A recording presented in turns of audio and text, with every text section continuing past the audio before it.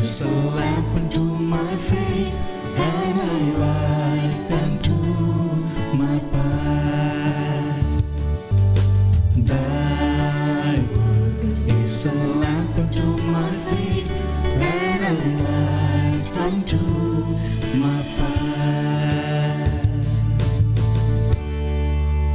First reading, a reading from the book of Revelation, chapter 11, verse 19, chapter 12, verses 1 to 6 and 10. God's temple in heaven was opened, and the ark of his covenant could be seen in the temple. A great sign appeared in the sky: a woman clothed with the sun, with the moon under her feet, and on her head a crown of 12 stars. She was with a child, and wailed aloud in pain as she labored to give birth. Then another sign appeared in the sky. It was a huge red dragon with 7 heads and 10 horns, and on its heads were 7 diadems. Its tail swept away a third of the stars in the sky and hurled them down to the earth. Then the dragon stood before the woman about to give birth, to devour her child. When she gave birth, she gave birth to a son, a male child, destined to rule all the nations with an iron rod. Her child was caught up to God and his throne. The woman herself fled into the desert, where she had a place prepared by God. Then I heard a loud voice in heaven say, "Now have salvation and power come, and the kingdom of our God, and the authority of his anointed one." The word of the Lord. Second reading. A reading from the first letter of St. Paul to the Corinthians, chapter 15, verse 20 to 26. But in fact, Christ has been raised from the dead, the first fruits of those who have died. For since death came through a human being, the resurrection of the dead has also come through a human being. For as all die in Adam, so all will be made alive in Christ, but each in his own order. Christ the firstfruits.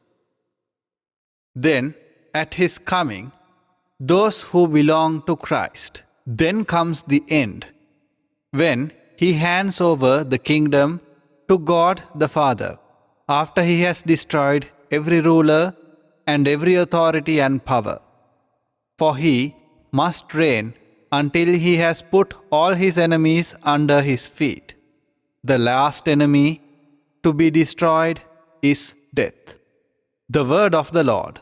A reading from the Holy Gospel according to St. Luke, chapter 1, verses 39 to 56. Mary set out and traveled to the hill country in haste, to a town of Judah, where she entered the house of Zechariah and greeted Elizabeth. When Elizabeth heard Mary's greeting, the infant leaped in her womb, and Elizabeth, filled with the Holy Spirit, cried out in a loud voice and said, "Blessed are you among women, and blessed is the fruit of your womb. And how does this happen to me, that the mother of my Lord should come to me? For at the moment the sound of your greeting reached my ears, the infant in my womb leaped for joy. Blessed are you who believed that what was spoken to you by the Lord would be fulfilled." And Mary said, "My soul proclaims the greatness of the Lord. My spirit rejoices in God my Savior, for he has looked with favor on his lowly servant. From this day all generations will call me blessed. The Almighty has done great things for me, and holy is his name. He has mercy on those who fear him in every generation.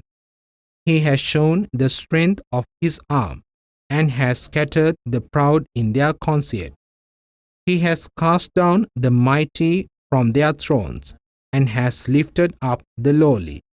He has filled the hungry with good things, and the rich he has sent away empty. He has come to the help of his servant Israel, for he has remembered his promise of mercy, the promise he made to our fathers, to Abraham and his children forever. Mary remained with her about 3 months and then returned to her home. Gospel of the Lord. My dear brothers and sisters in Christ, today we celebrate the feast of the Assumption of the Blessed Virgin Mary into heaven. This feast is an reminder for us to know that God keeps his promises, that he delivers us, and always he cares for us, his own servants, who keeps to his word.